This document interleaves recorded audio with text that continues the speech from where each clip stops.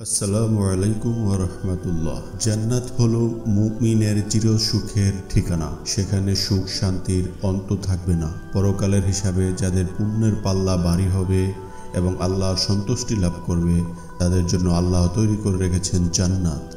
জান্নাত আরবি শব্দ, অর্থ বাগান বা উদ্যান। জান্নাতের বর্ণনা দিতে গিয়ে রাসূলুল্লাহ সাল্লাল্লাহু আলাইহি সাল্লাম বলেছেন, মহান আল্লাহ বলেছেন, আমি আমার নেককার বান্দাদের জন্য এমন জিনিস তৈরি করে রেখেছি যা কোনো চক্ষু দেখিনি, কোনো কান শুনিনি এবং যার সম্পর্কে কোনো মানুষের মনে ধারণাও জন্মেনি। তোমরা চাইলে এই আয়াতটি পাঠ করতে পারো। কেউ জানে না তাদের জন্য তাদের চোখ শীতলকারী কি জিনিস লুকানো আছে। বুখারী 3244। হুর জান্নাতের একটি বিশেষ নেয়ামত। জান্নাতি রমণীদের কোরআনের ভাষায় বলা হয় হুর। আল্লাহ তাআলা পবিত্র কোরআনে হুরদের দৈহিক অবয়বের বিবরণ দিয়েছেন, যেমন তাদের করেছে কুমারী, সোহাগিনী, সমবয়স্কা। সূরা ওয়াকিয়া 36 এবং 37। মুত্তাকিদের জন্য রয়েছে সাফল্য, উদ্যান, আঙ্গুর এবং সমবয়সী বালিকা। সূরা নাবা 31 থেকে 33। যারা আবরণে রক্ষিত মূর্তির মতো। সেখানে তাদের সোনার কাকনে সজ্জিত করা হবে। সেখানে তারা সূক্ষ্ম ও পুরু রেশম ও কিংখাবের সবুজ বস্ত্র পরিধান করবে এবং উপবেশন করবে উঁচু আসনে, বালিশে হেলান দিয়ে। চমৎকার পুরস্কার এবং সর্বোত্তম আবাস। তাদেরকে এর পূর্বে কোনো ইনসান বা জিন স্পর্শ করেনি। আল্লাহ তাআলা জান্নাতি পুরুষদের সঙ্গে তাদের বিয়ে দিবেন। পবিত্র কোরআনে এ সম্পর্কে ইরশাদ করেছেন, আর আমরা তাদেরকে বিয়ে দেব ডাগর নয়না হুরদের সাথে এবং তারা সেখানে থাকবে চিরকাল।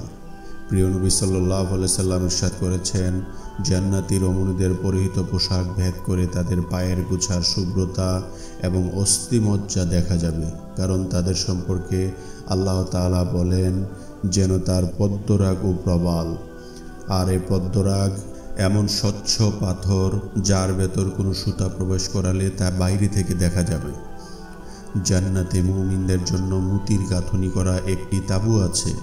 এর উচ্চতা 30 মাইল।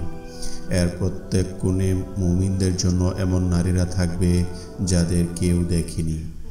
হাদিসে মহানবী সাল্লাল্লাহু আলাইহি সাল্লাম জান্নাতি হুরদের রং সম্পর্কে জানিয়েছেন। জান্নাতি রমণীদের 4 রঙে সৃষ্টি করা হয়েছে: সাদা, হলদে, সবুজ ও লাল। তাদের দেহ জাফরান, মৃগনাভি, আম্বর ও কাফুর দ্বারা সৃষ্টি। তাদের চুল লবঙ্গ দ্বারা সৃষ্টি। পা থেকে হাঁটু পর্যন্ত সুগন্ধি জাফরানের দ্বারা সৃষ্টি। হাঁটু থেকে নাভি পর্যন্ত মৃগনাভির দ্বারা তৈরি। নাভি থেকে ঘাড় পর্যন্ত আম্বরের তৈরি। ঘাড় থেকে মাথা পর্যন্ত কাফুরের তৈরি। যদি একজন রমণী পৃথিবীতে সামান্য থুতু নিক্ষেপ করত, তাহলে সমগ্র পৃথিবী সুঘ্রাণে মুখরিত হয়ে যেত। তাদের বক্ষের মধ্যে আল্লাহর নাম ও স্বামীর নাম লেখা থাকবে। প্রত্যেকের হাতে 10টি করে স্বর্ণের কাকন থাকবে।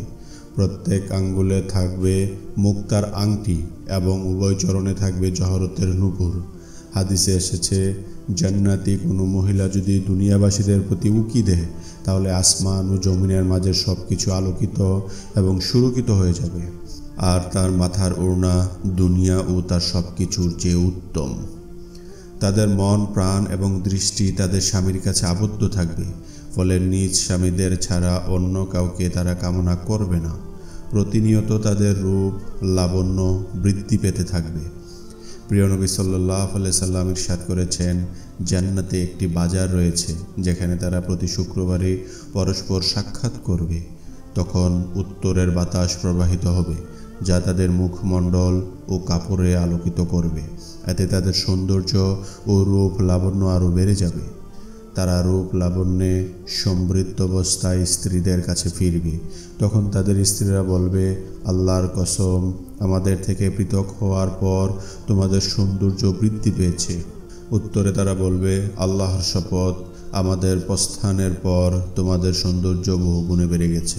জান্নাতে হুরদের অনুষ্ঠান হবে। এতে তারা এমন সুমধুর কণ্ঠে গান গাইবে যা কোনো সৃষ্টি জীব কখনো শুনেনি। রাসূলুল্লাহ সাল্লাল্লাহু আলাইহি সাল্লাম ইরশাদ করেছেন, জান্নাতে আয়াতালোচনা হুরদের সমবেত হওয়ার একটি জায়গা রয়েছে। তারা সেখানে এমন সুরেল আওয়াজ গান গাইবে যে আওয়াজ কোনো মাখলুক ইতিপূর্বে কখনো শুনিনি। তারা এই বলে গান গাইবে, আমরা তো চিরসঙ্গিনী, আমাদের ধ্বংস নেই, আমরা তো আনন্দ উল্লাসের জন্যই, দুঃখ কষ্ট নেই আমাদের, আমরা চিরসন্তুষ্ট, আমরা কখনো অসন্তুষ্ট হব না।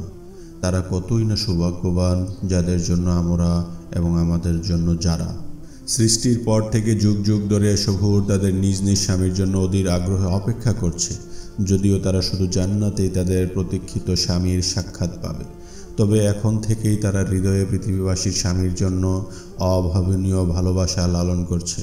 প্রিয় নবী সাল্লাল্লাহু আলাইহি সাল্লাম ইরশাদ করেন, পৃথিবীর কোনো নারী যখন তার স্বামীকে কষ্ট দেয় তখন তার জন্য নির্ধারিত হুর বলে, হে হতভাগিনী, তুমি তাকে কষ্ট দিও না, আল্লাহ তোমাকে ধ্বংস করুন, তিনি তো তোমার কাছে কয়েকদিনের মেহমান, অচিরেই তিনি তোমাকে ছেড়ে আমাদের কাছে চলে আসবেন।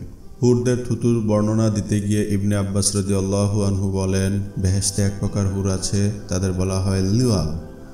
তারা যদি দুনিয়ার সাগরে মুখে থুতু বা লুয়াব নিক্ষেপ করত তাহলে সাগরের সব জলরাশি মিষ্টি হয়ে যেত।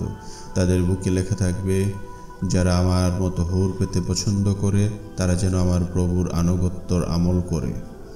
আল্লাহ তাআলা মুসলিম উম্মাহকে কোরআন সুন্নাহ অনুযায়ী আমল করার তৌফিক দান করুন। আমিন। আসসালামু আলাইকুম ওয়া রাহমাতুল্লাহি ওয়া বারাকাতুহু।